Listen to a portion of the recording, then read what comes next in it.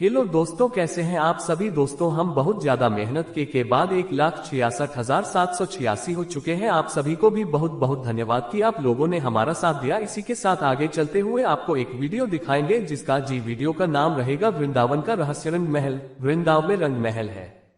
प्रतिदिन मंदिर के अंदर स्थित रंग महल में कृष्ण घटाव राधा का पलंग लगा दिया जाता है और पूरा रंग महल सजा दिया जाता है तथा राधा जी का श्रृंगार सामान रखकर मंदिर के दरवाजे बंद कर दिए जाते हैं। जब प्रातः दरवाजे खुलते हैं तो सारा सामान अस्त घटाव व्यस्त मिलता है। मान्यता है कि रात्रि में राधा घटाव कृष्ण आकर इस सामान का उपयोग करते हैं। हालांकि शाम के बाद यह मंदिर बंद हो जाता है और यह भी कहा जाता है कि अगर यहाँ कोई छुपकर रासलीला देखता है तो वह अगले दिन पागल हो जाता है। अपने आप बंद होता और खुलता मंदिर। वृंदावन में श्री कृष्ण का एक ऐसा मंदिर है जो अपने आप ही खुलता और बंद हो जाता है। वृंदावन और तुलसी का रहस्य। वृंदा तुलसी को कहा जाता है। यहाँ तुलसी के पौधे अधिक हैं, इसलिए इसे वृंदावन नाम दिया गया, यानी वृंदा तुलसी का वन। कहते हैं कि यहाँ तुलसी के 2 पौधे एक साथ लगे हैं। रात के समय जब राधा और कृष्ण रास रचाते हैं तो यही तुलसी के पौधे गोपियां बनकर उनके साथ नाचते हैं। इन तुलसी का एक भी पत्ता यहाँ से कोई नहीं ले जाता है। जिसने भी गुपचुप ये कार्य किया वह भारी आपदा का शिकार हो जाता है। अजीब है पेड़। मंदिर के परिसर में उगने वाले पेड़ और निधिवन में उगने वाले पेड़ भी अजीब है।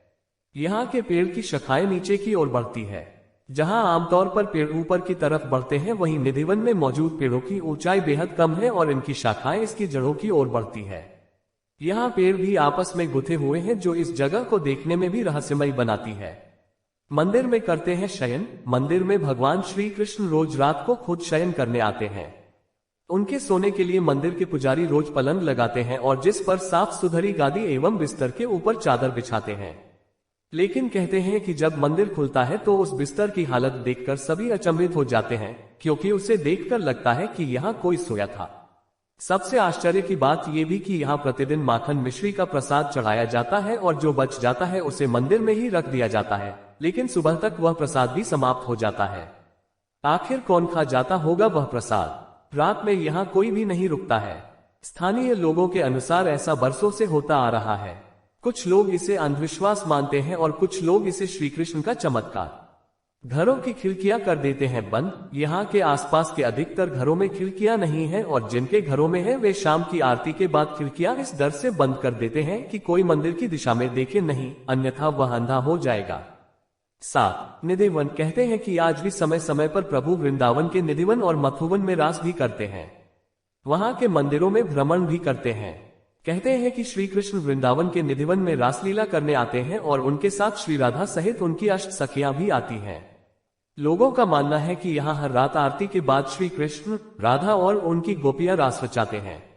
आसपास रहने वाले कई लोगों का कहना है कि उन्हें कई बार घुंघरुओं की आवाज सुनाई देती है, लेकिन कोई इस रास लीला को अपनी आंखों से देखने की हिम्मत नहीं रखता, और देख ले तो फिर दुनिया में कुछ और देखने समझने के लायक नहीं रहता, यानी अंधा हो जाता है। इसलिए अब निधिवन के दरवाजे शाम 7 बजे बंद कर दिया जाते हैं। 8. हरिदास भक्त। वृंदावन के बांके बिहारी मंदिर से कई कथाएं जुड़ी हुई है। कहते हैं कि श्री हरिदास जी बांके बिहारी के सबसे बड़े भक्त थे, जिनकी भक्ति और चमत्कारों की कई कथाएं प्रचलित हैं। भगवान की भक्त में डूबकर हरिदास जी जब भी गाने बैठते तो प्रभु में ही लीन हो जाते। इनकी भक्ति और गायन से रिझकर भगवान श्री कृष्ण इनके सामने आ जाते। दोस्तों, वीडियो अच्छी लगे तो वीडियो को लाइक करें, कमेंट करें, कमेंट में जय श्री कृष्णा जरूर लिखें।